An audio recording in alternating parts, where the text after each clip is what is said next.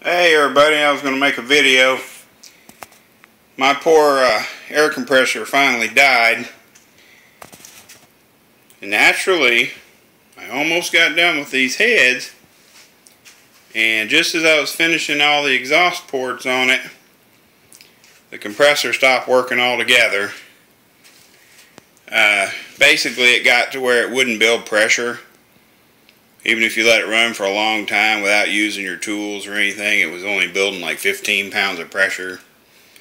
So I got online, or actually YouTube, did a little bit of research, and I found out how to take these apart, or that you can take them apart, put them back together. So basically I pulled the pressure line off here in the tank, down there.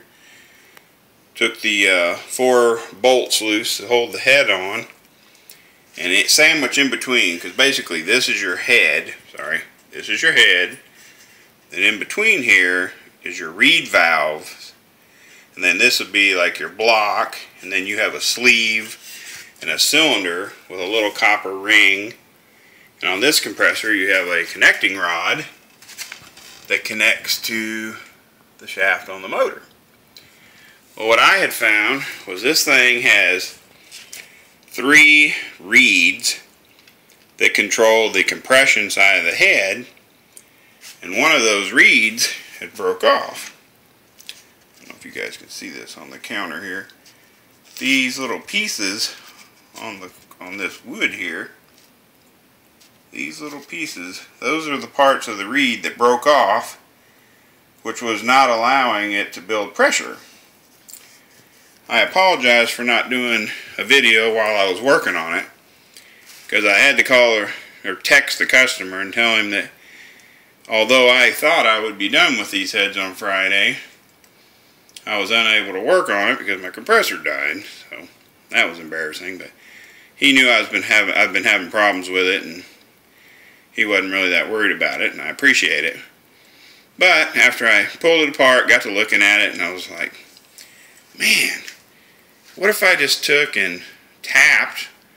I basically took like a 21/64 drill bit, drilled and tapped it for just a little 1/8" pipe MPT pipe plug, plugged the hole that one reed valve was supposed to seal, then grind it down flat to where I could reassemble everything, because this thing has real close tolerances between the reed valves and the top of it. It's like a little flat top piston in that cylinder.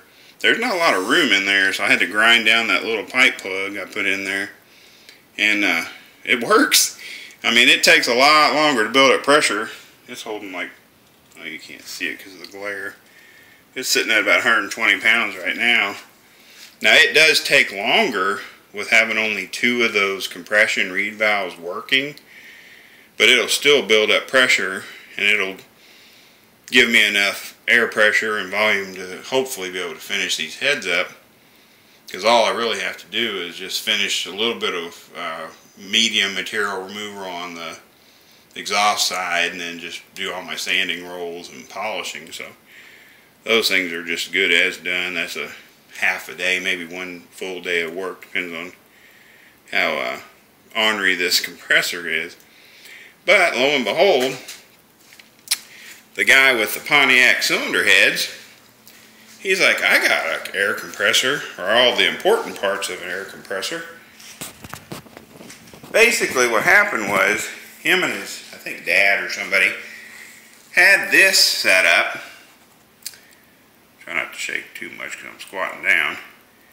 But they had this compressor pump, which I believe is a single cylinder, but it's designed to go up to 165 pounds of pressure, where my old setup was only 150.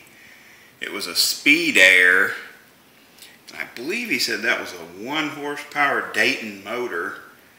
The only thing he couldn't find was that pulley for that motor, but he guaranteed it to be good, because this compressor, gosh, I can't remember if he said it wasn't a 30 or 50 gallon capacity tank. I'm not 100% sure. But again, it was made by Speed Air, had this big pump on it. Because, I mean, if you look, let me get a better shot at it. If you look at this pump, it's a big, big pump. This thing should give me enough air and volume to do what I need to do. And it's a match set. I just have to get online and do the calculations to find out what size pulley I need to put this in the RPM range it needs. But he also had the mounting. See if you can see that. He also had the mounting pad, because for some reason they took a 1-year-old air compressor. So he said literally that air compressor was only a year old, and cut it up. Took the motor and the electric motor and the compressor off of it. Says, this glare's killing us because of the light, but it says on there that it's a certified by Melbourne Products, MAWP 165 PSI at 450 degrees Fahrenheit. Yeah, so this was like a 1-year-old, pretty large air compressor. Sorry. And they took all that stuff off the top of it and turned the tank into a sandblasting kit, or like a home-built sandblasted operation.